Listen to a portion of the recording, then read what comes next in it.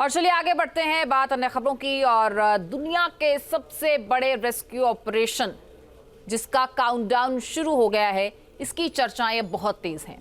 यह ऑपरेशन है अंतरिक्ष में फंसी सुनीता विलियम्स और बुच विलमोर को वापस लाने का। आज फ्लोरिडा के नासा स्पेस सेंटर से क्रू 9 स्पेसक्राफ्ट को रवाना किया जाएगा। स्पेसक्राफ्ट में अमेरिका और रूस के 2 अंतरिक्ष यात्री भी हैं जो उन्हें अपने साथ लेकर आएंगे।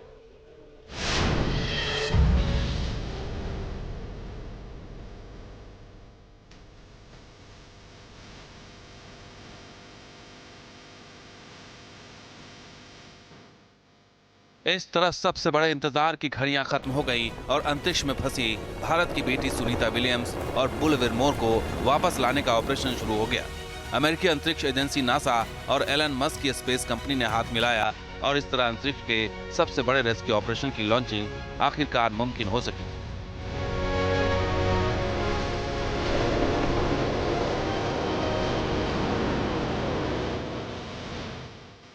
दुनिया भर की निगाहें नासा के इस रेस्क्यू मिशन पर लगी हैं, जिससे सुनीता विलियम्स और उनके सहयोगी अंतरिक्ष यात्री वापस आएंगे।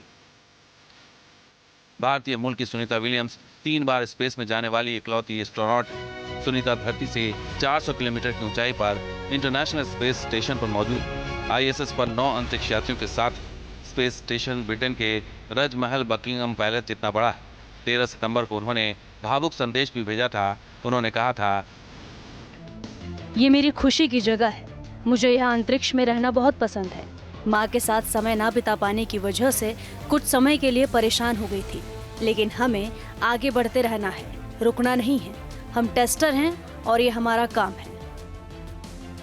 ऐसे वक्त में जब बार बार सुनीता विलियम्स और बुल विलमोर को वापस लाने का ऑपरेशन टल रहा था, तमाम चुनौतियां मिशन के रास्ते में थी।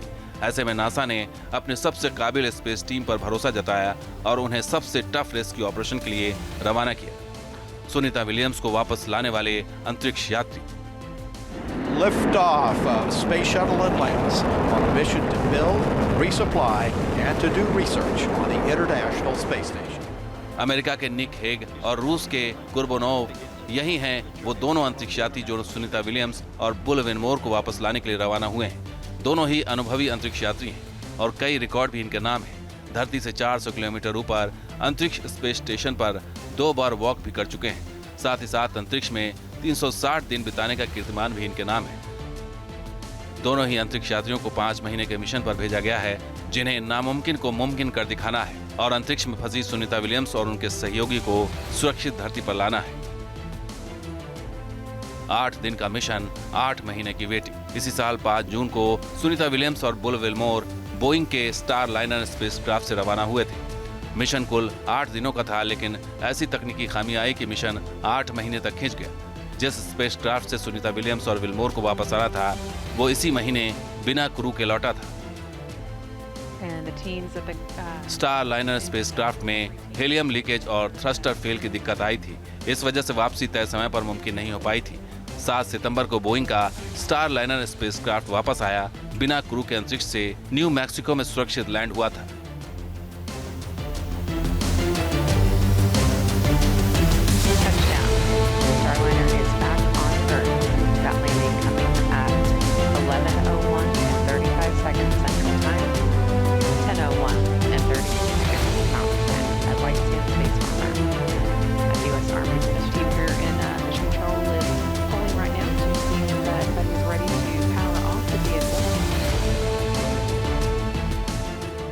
इसके बाद नासा ने क्रू 9 मिशन के जरिए दोनों अंतरिक्ष यात्रियों को धरती पर वापस लाने की तैयारी शुरू कर दी थी।